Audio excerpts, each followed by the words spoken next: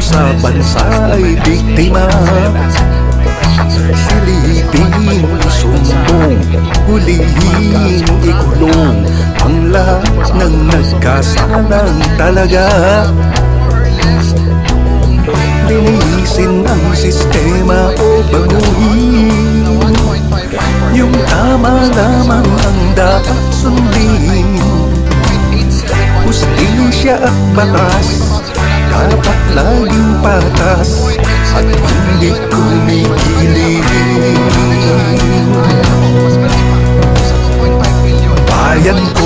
Bayan ko, magsigising kayo. Ang bangungot ay dapat. Hindi pa po dito kasama yung 791 million na undetermined kung inflow or outflow transactions. Tapos balik po tayo doon sa usapin ng SALN. Sa 2024 SALN po, nakalagay na net worth nila ay 88 million lamang. Bilyonaryo pala sila. Sabi nga po ng isang wise man from the 3rd District of Manila kanina, di wow. Ang sabi naman po ng bakla na akbayan, sila na. Thank you, Madam Chair. Sa mga susunod po natin ng mga hakbang, no? Hindi na po sa venue na ito, no? Pero dapat talaga makita natin kung paano hindi lang tagakuha ng record, pero naiimbestigahan talaga ang ganito karaming mga suspicious transactions. We know the manifestation of the Honorable Ilago. Next is the Honorable Sendanya.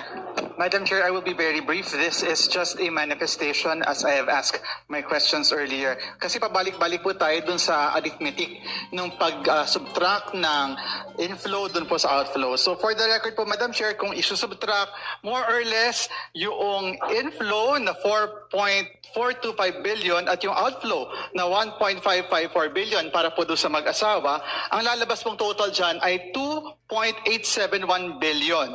Kaya po kung ibabase po natin sa report na ito, yung 2.871 billion na maaring naiwan sa kanila, maaring ala na dyan, ay ano po, mas malaki pa doon sa 2.5 billion na budget po ng DOTR para po sa ating fuel subsidy. Pero tandaan po natin, ito pong figure na 2.871 billion, hindi pa po dito kasama yung 791 million na undetermined kung inflow or outflow transactions. Tapos balik po tayo doon sa usapin ng SALN. Sa 2024 SALN po, nakalagay na net worth nila ay 88 million lamang. Bilyonaryo pala sila. Sabi nga po ng isang wise man from the 3rd District of Manila kanina, di wow. Ang sabi naman po ng bakla na akbayan, sila na. Thank you, Madam Chair.